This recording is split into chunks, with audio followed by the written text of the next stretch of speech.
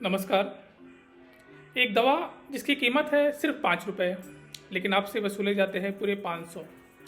क्या आपको लगता है यह सिर्फ एक साधारण मुनाफा है या फिर हमारे साथ हो रहा एक मेडिकल फ्रॉड? आज हम इसी पर बात करेंगे। भारत की फार्मा इंडस्ट्री का वो सच जो आपकी जेब खाली करता है और सेहत के नाम पर धंधा करता है। आपने भी गौर किया होगा कि एक ही दवा अलग अलग दुकानों या कंपनियों के नाम से मिलने पर उनकी कीमत 50 गुना तक बढ़ जाती है। भारत जैसे देश में जहां करोड़ों लोग गरीबी रेखा के पास रहते हैं, वहां दवाओं की कीमत इतनी ज़्यादा रखी जाती है कि गरीब आदमी परेशान हो जाता है। इस वीडियो में हम 4 ज़रूरी सवालों के जवाब जानेंगे। पहला, फार्मा कंपनियां दवाओं की MRP ज़्यादा क्यों रखती हैं? दूसरा, भारत के कानून दवाओं की कीमत को लेकर क्या कहते हैं? तीसरा, सरकार MRP की इस लूट को रोकने के लिए क्या कदम उठा सकती है? और चौथा, और जो सबसे महत्वपूर्ण है, वह आप एक आम आदमी इस लूट से, MRP की लूट से कैसे बच सकते हैं। इन्हीं सब 4 मुद्दों पर हम बात करेंगे, तो वीडियो को पूरा जरूर देखें, क्योंकि यह जानकारी आपके पैसे और स्वास्थ्य दोनों को बचा सकती है। भारत में दवाओं की असली उत्पादन लागत काफ़ी कम होती है। यही कारण है कि दुनिया भर की बड़ी कंपनियां भारत में उत्पादन के लिए आती हैं। जब भारत में यह दवाइयाँ उत्पादन होती है तो उनमें से बहुत सी दवाइयों की लागत मात्र 1 से 5 रुपये होती है, लेकिन जब वह दवा बाजार में आती है तो उस पर छपी होती है MRP 100, 200, यहाँ तक कि 500 तक भी। और इसका मुख्य कारण है मुनाफे का पूरा चक्र, जिसमें कई लोग हिस्सा लेते हैं। इसमें कई खर्च जोड़ दिए जाते हैं, जिसकी वजह से MRP काफ़ी बढ़ा दी जाती है, जैसे कि मार्केटिंग खर्च। फार्मा कंपनियां डॉक्टरों को महंगे गिफ्ट, विदेश यात्राएं, होटल बुकिंग जैसे फ़ायदे देते हैं ताकि डॉक्टर्स उनकी कंपनियों की दवाएं ज़्यादा लिखें। यह सब खर्च कंपनियां दवा की कीमतों में जोड़ देती हैं। दूसरा, डिस्ट्रीब्यूटर और रिटेलर मार्जिन भी ये लोग काफ़ी ज़्यादा रखते हैं। एक दवा जो मैन्युफैक्चरिंग होती है एक कंपनी से, वह ग्राहक तक पहुंचने से पहले कई स्टेजों पर जाती है। जैसे वह कंपनी से निकल कर डिस्ट्रीब्यूटर के पास जाती है, डिस्ट्रीब्यूटर से लेकर वह होलसेलर के पास जाती है, होलसेलर से वह रिटेलर के पास जाती है और अंत में वह एक आम आदमी के पास पहुंचती है। हर कोई इसमें अपना मुनाफा जोड़ते जाता है। थोड़ा थोड़ा जोड़ते हुए यह मुनाफा काफ़ी ज़्यादा हो जाता है और कई बार यह लागत का 100 गुना से भी ज़्यादा हो जाता है। इसलिए दवाओं की कीमत 10 रुपये की जो होती है मैन्युफैक्चरिंग कास्ट, वह 100 या 500 तक भी पहुँच जाती है। तीसरा, इसमें ब्रांड वैल्यू का भी खेल होता है। एक ही साल्ट की दवाएं जैसे पैरासीटामॉल कई ब्रांड्स बनाते हैं। एक नामी कंपनी वही दवा आपको महंगे में बेच सकती है, जबकि एक छोटी फार्मा मैन्युफैक्चरिंग कंपनी आपको वही दवा सस्ते में दे सकती है, क्योंकि बड़ी कंपनियां ब्रांड के हिसाब से अपने दवाओं की कीमत ज़्यादा रखती हैं। MRP का ज़्यादा रखने का एक बड़ा कारण यह भी है कि भारत में बहुत सारी दवाएं DPCO के बाहर आती हैं। भारत में सिर्फ कुछ ही दवाएं हैं जो सरकार कंट्रोल करती है, जिनकी प्राइस सरकार कंट्रोल करती है। बाकी पर कंपनियां मनचाहा MRP लिख सकती हैं, इसलिए कम लागत की दवा का MRP भी काफ़ी गुना ज़्यादा हो जाता है और ग्राहक मजबूर होकर वही खरीदता भी है। आइए अब जानते हैं दूसरा पॉइंट कि आखिर भारत का कानून MRP को लेकर क्या कहता है। भारत सरकार ने कुछ नियम और संस्थाएं बनाई हैं ताकि दवाओं की कीमत को कंट्रोल किया जा सके। आइए इन्हें समझते हैं। सबसे पहले है DPCO, यानी कि ड्रग प्राइस कंट्रोल ऑर्डर।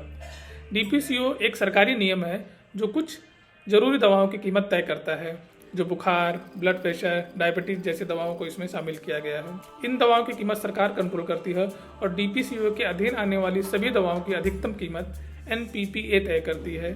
जो कीमत NPPA तय करेगी उससे ज़्यादा MRP या उससे ज़्यादा प्राइस में कंपनियां नहीं बेच सकती हैं।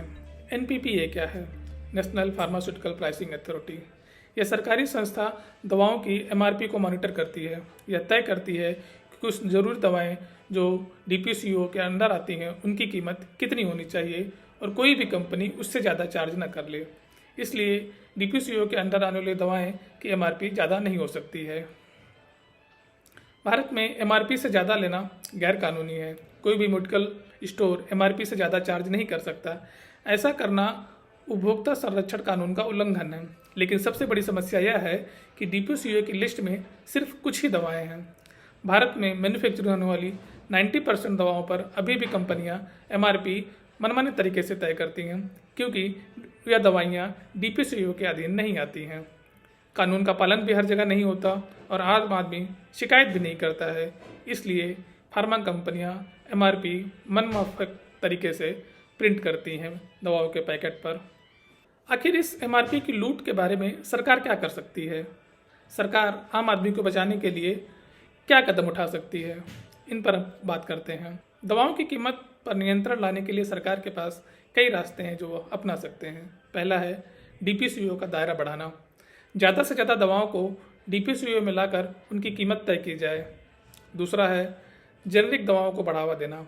ब्रांडेड दवाओं की जगह जेनरिक दवाओं को बढ़ावा देना चाहिए, जो उतनी ही असरदार होती हैं और 90% तक सस्ती होती हैं। इसके लिए प्रधानमंत्री जन औषधि केंद्र एक अच्छा विकल्प है या एक अच्छा कदम है। तीसरा, डॉक्टरों को जेनरिक दवाओं लिखने के लिए बाध्य करना चाहिए। डॉक्टर सिर्फ ब्रांडेड दवाओं के नाम लिखते हैं, जिससे मरीज को एक खास कंपनी की महंगी दवा ही लेनी पड़ती है। अगर कानून हो कि डॉक्टर सिर्फ साल्ट या जेनरिक नाम लिखें, तो मरीज किसी भी कंपनी की सस्ती दवा ले सकता है। चौथा, फार्मा कंपनियों की प्राइस पॉलिसी में पारदर्शिता। कंपनियों को यह बताना जरूरी है कि उन्होंने जो MRP रखा है उसमें उन्होंने कौन कौन सी कीमत और कितनी तय की है। पूरा MRP का एक ब्रेकअप हो कि उस MRP में किस चीज़ का कितना कॉस्ट ऐड किया गया है। यह पारदर्शिता लाने पर कंपनियां मजबूर हो जाएंगी MRP कम रखने के लिए। सरकार एक प्राइस मॉनिटरिंग पोर्टल भी बना सकती है। आज कंप्यूटराइज्ड ज़माना है, सबके हाथ में मोबाइल है, इंटरनेट है। सरकार एक मोबाइल ऐप या वेबसाइट बनाए जहां लोग किसी भी दवा की सरकारी कीमत चेक कर सकें। कोई आम इंसान वहां जाकर कीमत तय कर सकता है कि किसी दवा की कीमत कितनी होनी चाहिए मैक्सिमम, और कौन कौन सी कंपनियां किस किस प्राइस में दवा दे रही हैं, या उस जनरल प्राइस का सबसे लोवेस्ट प्राइस क्या है। आप सोचिए, जब एक गरीब या बुजुर्ग आदमी महंगी दवा नहीं खरीद पाता है तो उसका इलाज अधूरा रह जाता है। यह सिर्फ एक हेल्थ का मामला नहीं है, बल्कि यह एक सामाजिक अपराध भी है। ज़रूरत है कि सरकार दवाओं की कीमत पर कड़ा नियंत्रण लाए, डॉक्टरों को पारदर्शी प्रिस्क्रिप्शन लिखने के लिए बाध्य किया जाए और आम जनता को सही जानकारी मिले। और सबसे महत्वपूर्ण कि एक आम आदमी यानी कि हम और आप इस MRP की लूट से बचने के लिए क्या कर सकते हैं। जब तक सरकार पूरी व्यवस्था को नहीं सुधारती, तब तक आम आदमी यानी कि हम और आपका जागरूक बनना ही एकमात्र उपाय है MRP की इस लूट से बचने का। इससे बचने के लिए हम कुछ तरीके अपना सकते हैं, जैसे कि जेनरिक विकल्प। जब भी कोई डॉक्टर दवा लिखे, उनसे पूछे कि क्या इसका सस्ता जेनरिक विकल्प भी उपलब्ध है।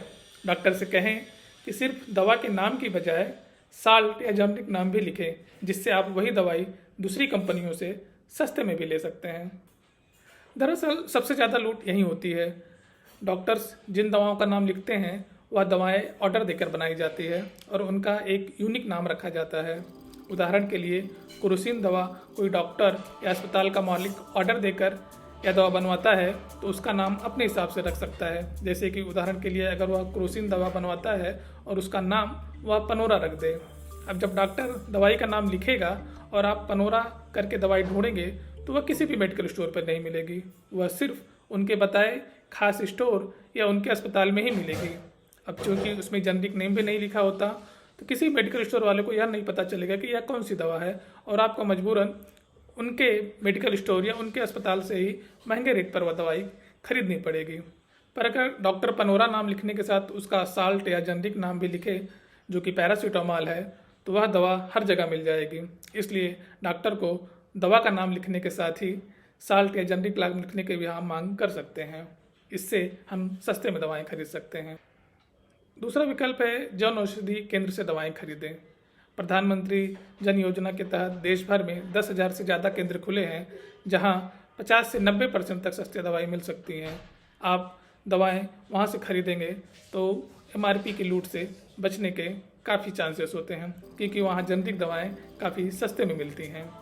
तीसरा, हम ऑनलाइन तुलना कर सकते हैं। आजकल इंटरनेट के ज़माने में हम किसी भी दवा को देख सकते हैं कि कौन कौन सी कंपनियां वह दवा कितने प्राइस में बेच रही हैं। काफ़ी सारे पोर्टल और ऐप हैं, जैसे कि टाटा 1mg, नेटमेट्स, अपोलो जैसी वेबसाइट पर दवा का नाम सर्च करें और सस्ती कीमत पर मंगवाएं। जब आप दवा का नाम डालेंगे तो वहाँ बहुत सारी कंपनियों का ऑप्शन आ जाते हैं कि कौन कौन सी कंपनियाँ सेम दवा कितने प्राइस में बेच रही है।